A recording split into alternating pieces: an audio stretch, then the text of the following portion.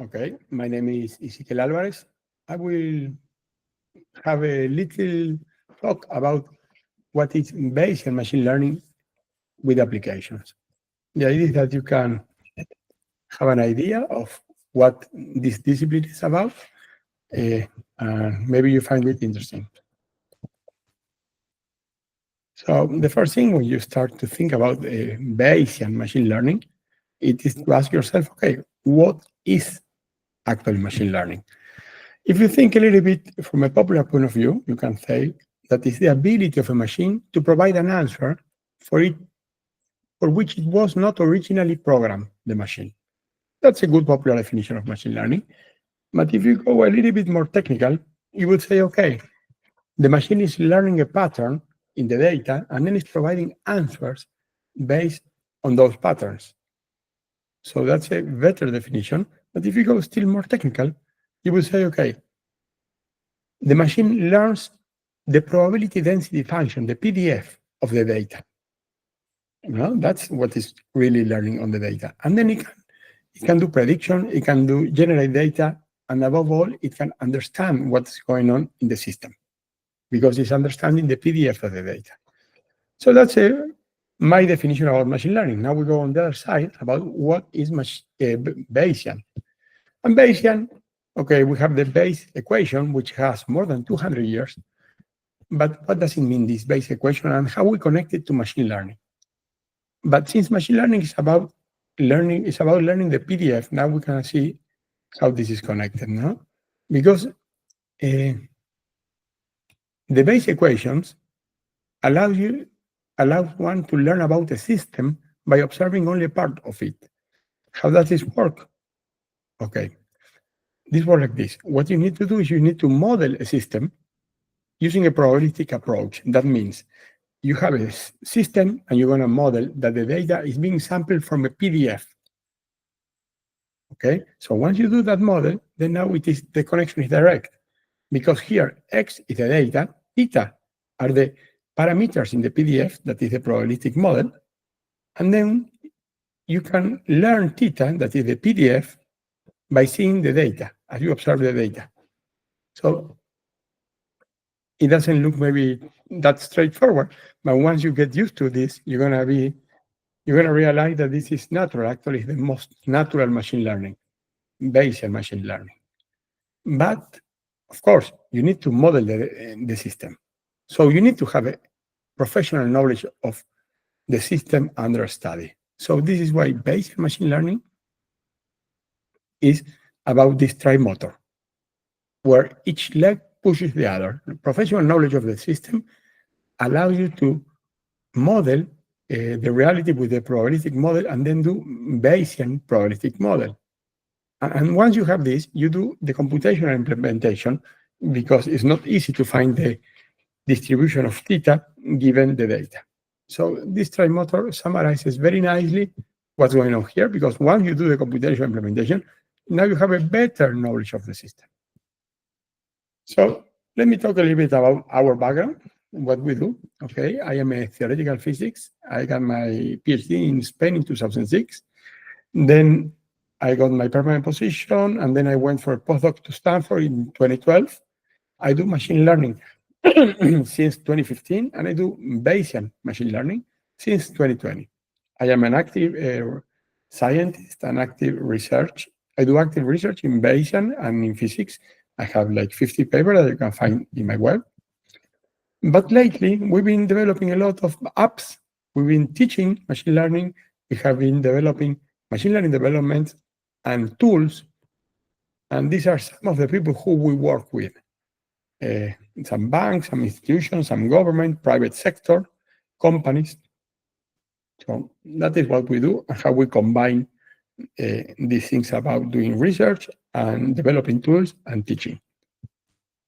So let me give you a very brief introduction to what is Bayesian machine learning, a little bit more technical, okay? Not too technical, but so that you can visualize what is the scope of Bayesian machine learning. So what you do in Bayesian machine learning, it is to these things that are graphical models. that is that you model any system as a probabilistic model. And any system, this starts with the observation that any system has quantities and relationships that affect them. So each quantity affects another quantity, and so on. And when we say any system, that means truly any system. This could be like the sales in the company. This could be like two football teams playing against each other, or a tournament of many football teams. So there are many variables that affect one to the other. So the idea is that you model that these quantities are actually being sampled from a PDF, and the outcome of this variable affects the next variable that is going to be sampled according to what has been sampled in the previous one, and so on. And the arrows indicate how is this affectation. So what you do in a graphical model, you shade the random variables that you do observe. Okay, and then you also, there are, this is something that one learns when doing Bayesian machine learning, that is very practical. If you have some of the random variables that along the data set, you observe it many times, you draw a plateau around it. So as you get used to, you will see that this is the very natural way to write the likelihood and to visualize how the data, remember that the data are only what you observe, that would be these two random variables, and you can visualize the inner structure of the data. Because when you are constructing this graphical model, you are kind of unfolding the system to its inner structure. And this is very important. This will prove very important, as we will see now. Okay? So the graphical models are a generic way to describe any system. This could be like customer clustering, market predictions, elections understanding, because sometimes people want to predict an election, to do a forecasting, but actually it is maybe more important to have the understanding of what's going on. That is the inner structure of the election, what is going on in the people, because then you can do campaign accordingly, okay? It serves also for sentiment analysis, sales prediction, and like any system can be modeled with a graphical model. Again, as you can see here, you need the professional knowledge of the system to write down the graphical model, and this is an art and craft. I mean, you need to, an art and métier. You need to develop a skill that gets like an art and métier, and you end up crafting the graphical models. It takes some time, okay? Then you do a Bayesian probabilistic model, and then you do the computational implementation. Because now exists this software, which are probabilistic programming language. That's very useful because, as I will see shortly, as we'll show you shortly, instead of variables, you work with random variables, okay? So if you see a little bit here, let me go back to Bayes' equation. We are saying that the outcome of some random variables affects another, and the outcome of this random variable that depends on this affects another one. And you observe this. So the arrows goes in the causal direction, but inference goes backward. Once you see the data here, then you can infer which were the values sampled from the latent variables. And here's where Bayes' equation gets so crucial and allows you to understand much more of a system. And this is what makes it so powerful, Bayesian machine learning. And this is STAN code, that it's what one learns when doing Bayesian machine learning. It is like a very simple code, but it's another way of writing code, because in this code, you don't use variables, you use random variables. Okay, and the equation, which is usually the likelihood, what does it have, this equation? It is a structure that has the data, the parameters of the PDF, which are latent variables. And these are random variables. And they have a prior. So the outcome, which is the posterior on the latent variables, it is what best fits the equation. And here is the trick of everything. So it's a long story. You cannot make a long story short here because it's not simple, but it is so powerful. Okay? Why? Because you get to exploit correlations that are in the data, because you see, if this is your data, they are correlated somehow because of the inner structure of the data. So you exploit the correlations when you do Bayesian inference. And what you're doing also is you are unfolding the system, because your system is this, like the sales of a company. But actually, there are many things going on.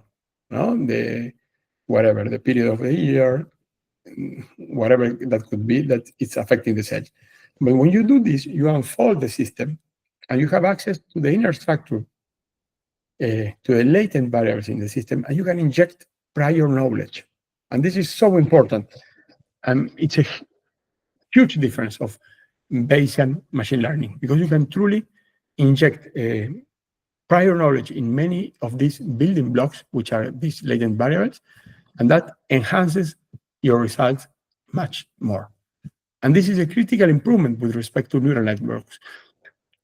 In neural networks, you cannot inject prior knowledge, and this is important to do the contrast. In neural network, the neural network starts learning when it receives the data. Instead, in Bayesian machine learning, you can inject much of your knowledge in the model and in the prior knowledge of the model. And we, as humans, we know a lot. And many problems in the real world, they don't have many data points. No? They have like maybe 100 or 10,000. And Bayesian machine learning works great with those little numbers. Whereas neural networks, to learn takes a few thousand, and to learn more than what you can learn, it takes many tens of thousands. So this is one of the greatest things about Bayesian machine learning, that you can exploit correlation, you can unfold the system to inject prior knowledge, okay, and you can model it. You craft the model of your system. And then the first result that you get is you get to know and understand the unobserved variables. And that is a great power for understanding the system. Because now you not only understand the system, you can make predictions, you can find anomalies, you can make new proposals. Because now you start to get the shape of the latent variable, of what is going on in the inner structure of the data, in the model that you built. And then you can propose new things, and this happens all the time. And then you can do classifications and many other things. So this is what I want to say. Bayesian machine learning is about understanding. I mean, it's not only machine learning about doing prediction, finding anomalies, doing classifications, generating data. It is about understanding. You will see, once you get into Bayesian machine learning, that the most important thing about it is that you get to understand the problem, and then you can do much more things. Okay, thank you very much.